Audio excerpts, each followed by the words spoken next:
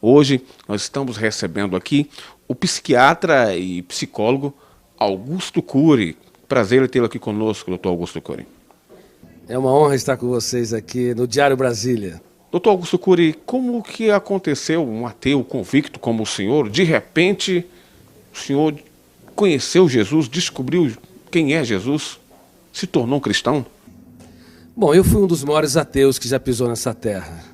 Creio que fui mais ateu do que Nietzsche, que escreveu sobre a morte de Deus, e inclusive Marx, que abordou que Deus, a busca por Deus, é o ópio que entorpece a mente humana. É provável que fui mais ateu do que Freud, do que Jean-Paul Sartre e Diderot. Como eu pesquiso uma das áreas que é considerada a última fronteira da ciência, o mundo onde nascem os pensamentos, para mim Deus era fruto do espetáculo das ideias, de um cérebro que não aceitava o seu fim, o seu caos, na solidão de um túmulo. E a teoria que eu desenvolvi, como psiquiatra e pesquisador da psicologia, ela estuda o processo de construção de pensamentos e de formação de pensadores. Eu usei essa teoria para analisar como mentes brilhantes romperam o cárcere da inteligência e produziram novas ideias, como Freud, Einstein, Hegel, Kant, Agostinho e assim por diante. E fui até esse homem mais famoso da história, chamado Jesus Cristo. Eu analisei os seus comportamentos, as suas reações e as entrelinhas das suas atitudes nos focos de tensão, nas suas 4 biografias, ou chamado Evangelhos, em várias versões. Eu esperava encontrar uma pessoa construída por um grupo de galileus que queriam produzir um herói para romper o jugo de Tibério César, que era imperador romano. Mas fiquei perplexo, porque percebi que a sua personalidade é tão complexa e tão fascinante que não cabe no imaginário humano. Para você ter uma ideia, no exato momento em que ele foi negado por Pedro, ele olhou para o mais forte dos discípulos, e, embora sendo golpeado pelas palavras que bradavam, eu não o conheço, eu nunca andei com esse Galileu, ele não faz parte da história, ele cativou com a sua retina e gritou sem dizer palavras. Na Fortaleza Antônia, ele quis dizer: eu te compreendo, eu te compreendo. Com seu olhar, ele economizou palavras, mas fez um discurso mais brilhante que o mais poético de todos os discursos. E quantas vezes você, pai, mãe, você, professor ou executivo, está diante de uma pessoa que falha, erra, e ao invés de simplesmente olhar e lhe dizer sem palavras: eu te compreendo, e nós julgamos, excluímos. Através de analisar o comportamento de Cristo nesse sentido, eu percebi que a sua inteligência, sua capacidade criativa e a capacidade de ser gestor da sua mente e protetor da sua emoção não tem precedente histórico. Assim, eu deixei de ser um ateu, um dos grandes ateus da história, e percebi que a procura por Deus não é um ato de pequenez intelectual, mas um ato inteligentíssimo da mente humana. Mas quando o senhor pesquisou sobre Jesus Cristo, homem, o que o senhor esperava encontrar?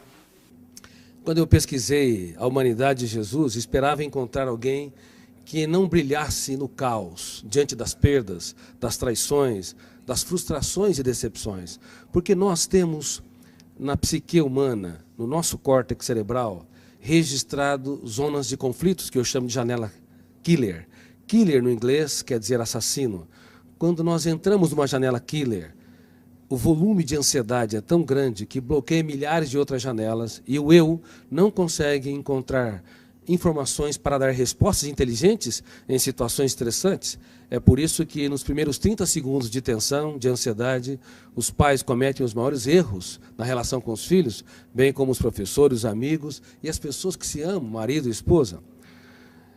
Eu esperava encontrar alguém que não brilhasse no drama, no deserto, nas tempestades.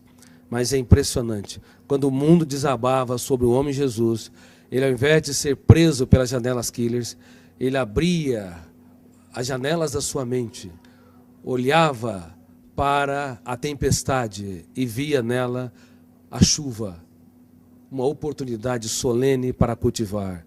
Enquanto que nós, muitas vezes, diante das perdas, decepções, diante das lágrimas, das injustiças e fracassos, recuamos. Ele não.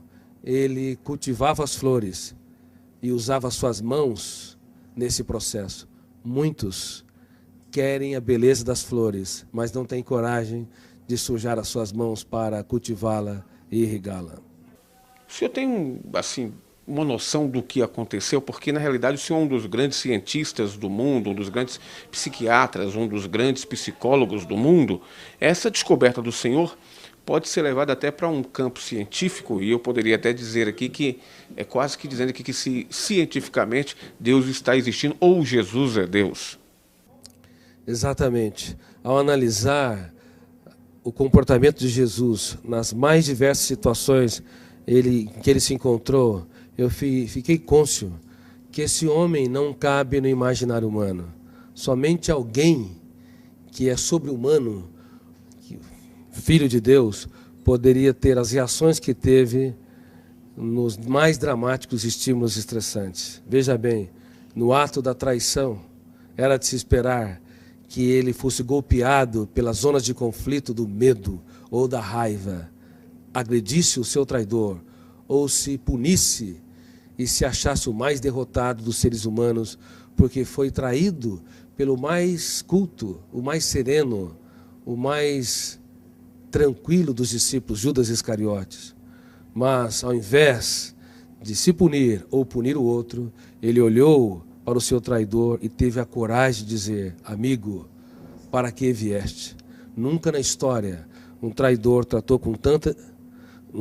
Na história, um traidor foi tratado com tanta dignidade pela pessoa traída, indicando que Jesus não tinha medo, na verdade, de ser frustrado ou decepcionado. Ele tinha medo de perder um amigo. O que nos leva a compreender, do ponto de vista psiquiátrico, psicológico e sociológico, que um grande educador é aquele que aposta tudo que tem naqueles que pouco têm. É aqueles que têm coragem para se fazer pequeno, para tornar os pequenos grandes.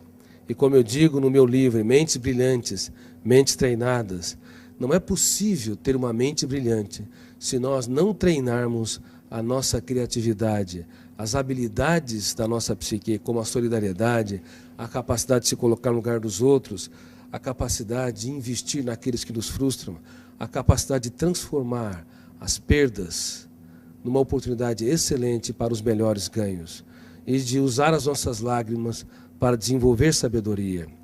Por favor, não tenha medo dos dias mais tristes da sua vida. Você pode escrever os capítulos mais importantes da sua história quando o mundo desaba sobre si.